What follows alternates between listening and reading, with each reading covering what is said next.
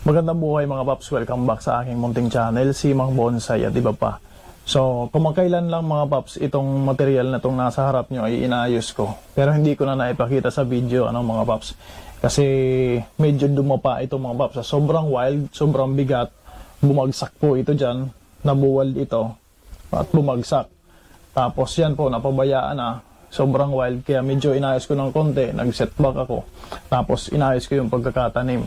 So ito na siya ngayon mga paps, kung mapapansin nyo, napakalago sa part na to. Tapos dyan sa apex, tapos dito, ito na pag-iwanan. So ngayon, i-correct ko yan. Tulad po nung nakaraan na video ko na kinorek ko rin yung isang red balete o Picos virens. Ito ay red balete din mga paps. So, unang-unang gagawin ko mga paps, i-defoliate ko muna yan, maliban dito sa iiwanan ko na branch. So tara mga paps, samahan niyo po ako. Sa mga paps, ito nga pala yung front. Yan ang front na napili ko sa ngayon. So makikita niyo po na leaning doon yung material. Tapos ito yung parang first branch niya. Pero mas mababa po ito, parang ito na rin yung first branch. So medyo nalilito rin ako, pero yan muna yung kanyang front ngayon. So napaka-healthy po nito. Kung makikita nyo lang po ito dyan, yung roots niya po, kitang-kita dito sa ibabaw. Tulad yan, yan. Naggagapangan po rito sa ibabaw yung mga roots. So napaka-healthy. Ngayon, ang unang gagawin ko mga paps, i-defoliate ko muna. Pero hindi ko na mga paps ipapakita sa video para hindi masyadong mahaba. So tara mga paps, defoliate ko muna to. So mga paps, ito po at na-defoliate ko na yung aking material. Yan na po ang itsura. Kung napapansin nyo, itong part na to, hindi ko po siya dinefoliate kasi ito yung gusto ko na makahabol. Gusto kong palakihin pa yung branch na to. Ito, kasi parang first branch po siya. Mas mababa siya kaysa dito. Kaso hindi agad siya ganon kalaki. So gusto ko pong makahabol yung part na yan, kaya dinefoliate ko. Tapos ito namang kabila, ito sa taas, hindi ko rin po dinefoliate kasi gusto ko pong tanggalin na ito. Hanggang dito lang yung aking naisip na taas. So tatanggalin ko po yan, kaya iniwanan ko na So kung mapapansin niyo po sa mga video na ina-upload ko, hindi po ako masyadong nagde-defoliate mga paps. Kasi para sa akin napapansin ko na mas mabilis yung recovery ng halaman kapag hindi naka-defoliate. So sa pagkakataong ito mga paps, nag-defoliate ako kasi nga may pinapahabol po ako na branch. Tapos sa nakita ko rin mga paps na nasa active yung mga branches niya, maganda yung mga growth, napaka-healthy ng halaman. Kaya alam ko na mabilis po siyang makaka-recover, mabilis siyang makakagawa ng mga bagong foliage at branches. Kaya dinefoliate ko na mga paps. Sinamantala ko yung pagkakataong ito para ma-defoliate. So ngayon mga paps, ang susunod na gagawin ko, magse-select muna ako ng mga branches. Tatanggalin ko yung mga branches na hindi kailangan. Tapos magwa-wire na rin ako ng konti mga paps. Paps, tulad ng sabi ko kanina, ipuputulin ko yung taas. Yan. Yung apex na yan, babawasan ko. So ito po yung apex dati. Yan. Ito. Ngayon, ito lang iiwanan ko para medyo bumaba ng konti. Sobrang taas kasi. Pagputulin ko po yan. Tanggalin ko itong mataas na to. Umpisahan ko kagad dito. Medyo malaki na yung gagamitan natin ng nagari.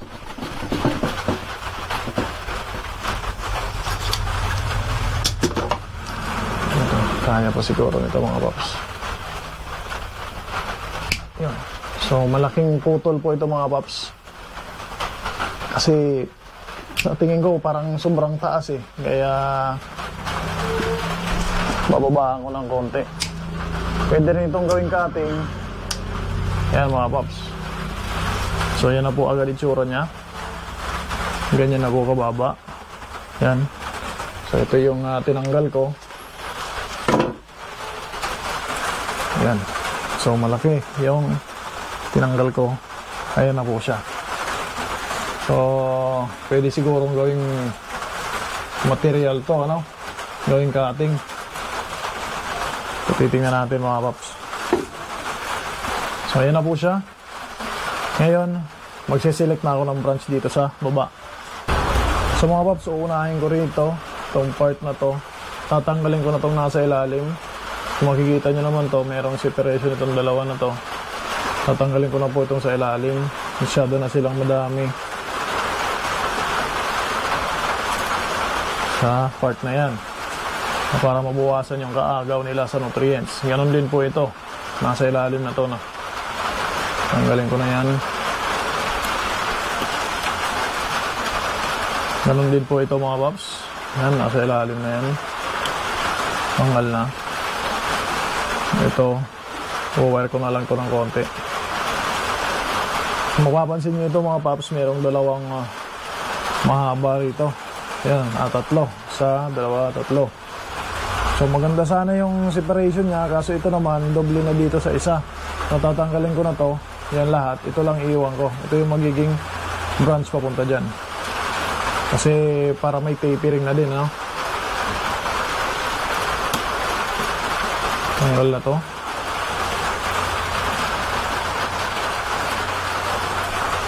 Malaki na yan, tanggal. Tanggal din to, maliit. Yan, so ito mga paps, i-wire ko mamaya para mapunta dyan. Siya na yung ano, ito, linis. Linisin natin yan.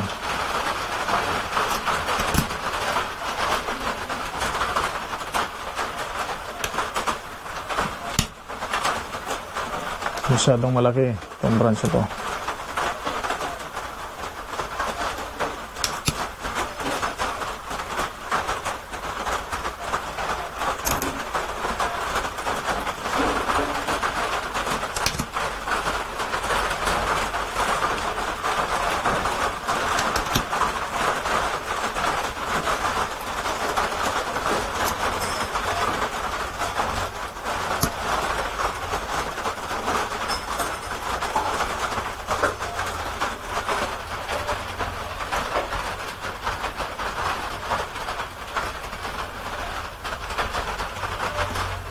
Yan. Tanggal din tumalit dito. So yan mga paps, tapos ko na yung branch na yan. Ito, hayaan ko lang muna dyan. Okay na to. Yan. So ito, i-wire ko to. Tapos ito. Dito sa taas.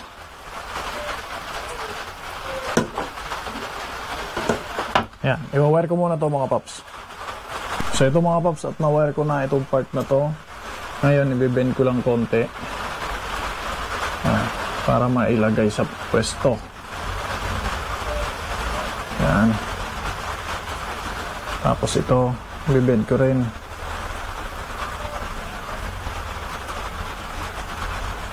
Yan mga paps, siya na rin yung ano dyan, magli-lead dyan sa branch na yan. Tapos itong iba mga paps, puputulan ko na. Mabawasan ko ito ng konti. Ayan. So ito ay mga parang 4th generation of branches na to.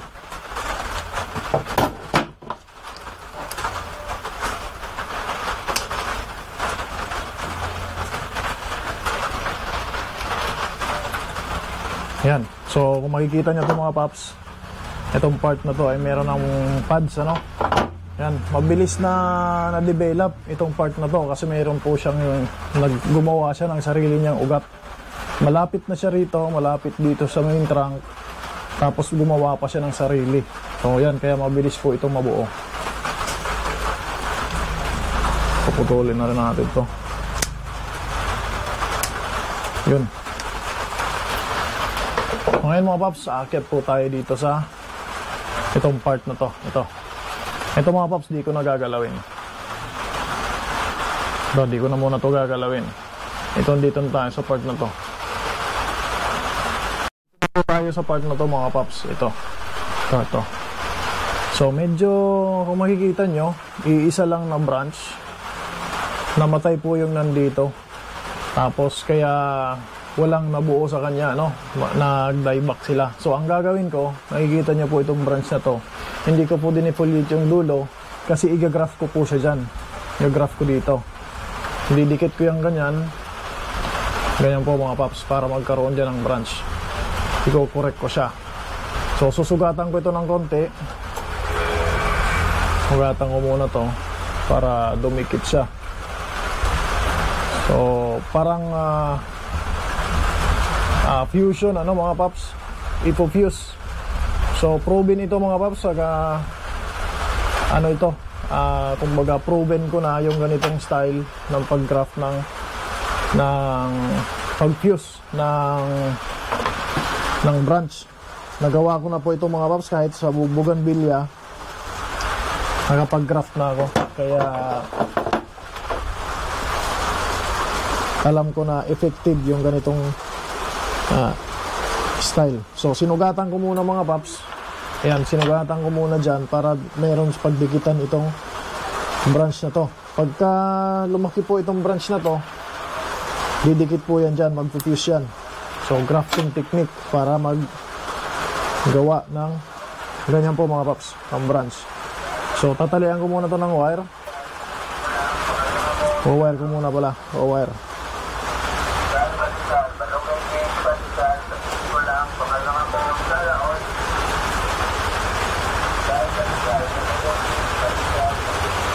O-wire ko muna tong branch na to.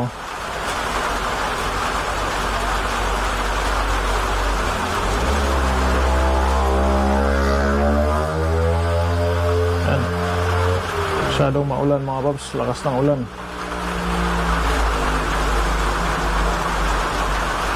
O-wire ko muna siya.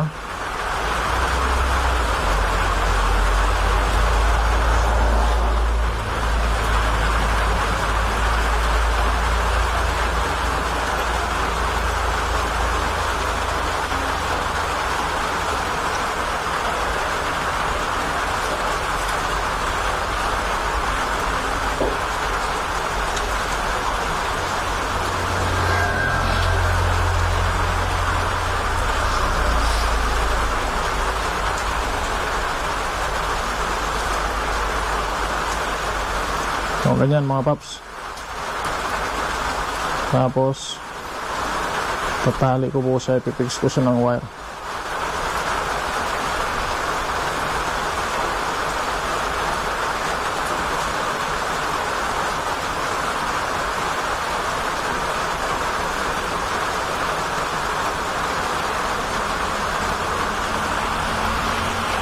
So ayan po ang ginawa ko mga paps.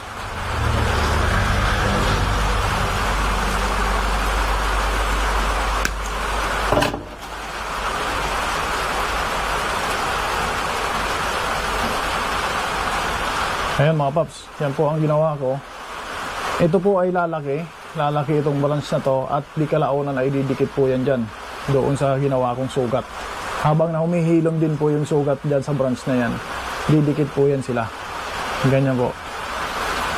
Then isa po ito, plano ko ring i-graft dito. Ganito. Kasi walang branch po dito sa part na to. So gusto kong lagyan ng branch. Ito rin, ipupuse ko rin ito dyan. Ganyan. So dito ako mga paps magpupuse. Magpupuse ako dito. Grafting. So kasi walang back branch. Parang walang branch dito sa likod. Kulang. So sugatan ko lang po ng konti yung balat. Ganyan. Then lalagay ko po itong branch na to dito. Ganyan lang po kabilis mga paps. So pag yan po ay naghihilom, lalakas po yan, maghihilom, didikit po yan dyan.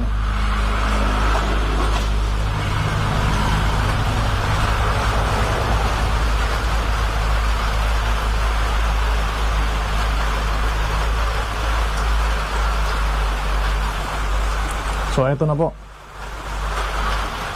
Ganyan mga paps, dinikitan ko rito. Ito po ay lalaki. Tapos maghihilom yung sugat dyan. So didikit po yan habang nag-grow po itong branch na to. Tapos saka ko po siya i-wire papunta rito sa likod. Yan, ganyan po yung ginagawa ko pag magko-correct ako ng mga walang branches, mga kulang na branch. Ngayon mga paps, dito na po ako. I-wire ko din to. Itong ibang branch dito ay kailangan ding i-wire.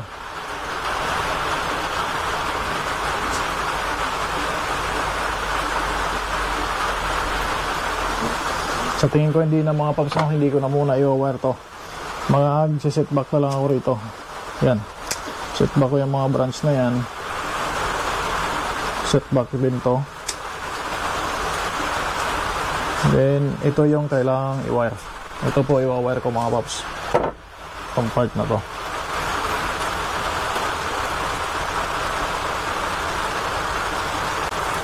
So, kailangang i-reposition yung branch.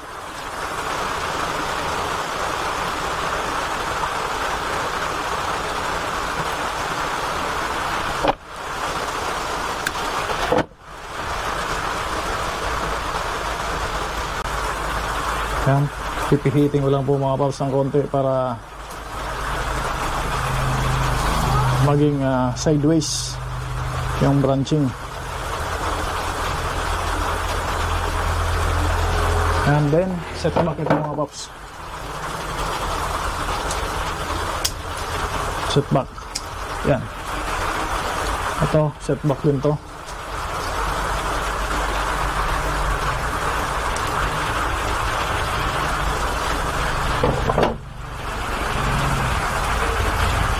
So yan na mga paps, merong pad na dito.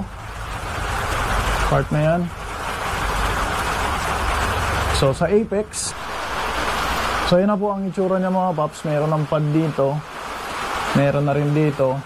So dito lang talaga yung kailangan, dito yung gusto kong ma-correct. Tapos ito masyadong naipag-iwanan. Tapos ito rin masyadong maliit. So dito naman ako sa apex. Pagdating dito sa apex, cut back na ako. Set back na po ito para yan, set back.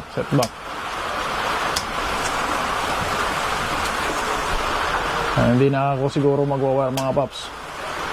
Parang di ko na muna kailangang mag-wire dito sa part na to.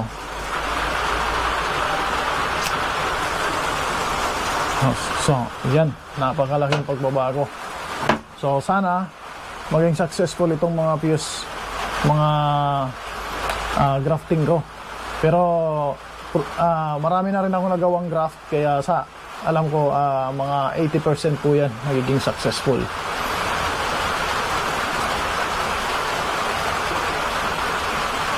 So sa tingin ko ay hanggang dito na lang muna to. Maghihintay na muna ako mga paps na makarecover. So mga paps, ito na po yung itsura muna ng mga material ko sa ngayon. Maghihintay na po ako na makarecover siya. Tapos ito makahabol, lumaki, makahabol. Tapos ito namang dalawang graft dito ay dumikit. So yun na po siya. Ito po yung front na napili ko. So tatanggalin ko na itong tukod siguro. Kasi kayang-kaya niya na po, nakakatayo na siya dyan. So yun na po itsura niya. Tapos ito po yung likod.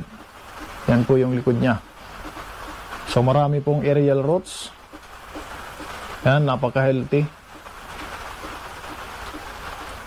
So abangan nyo po mga paps yung update nito. So mga paps, ngayon yun lamang po muna. Kung hindi pa po kayo nakapag-subscribe, once again po iimbitahan ko kayo na mag-subscribe.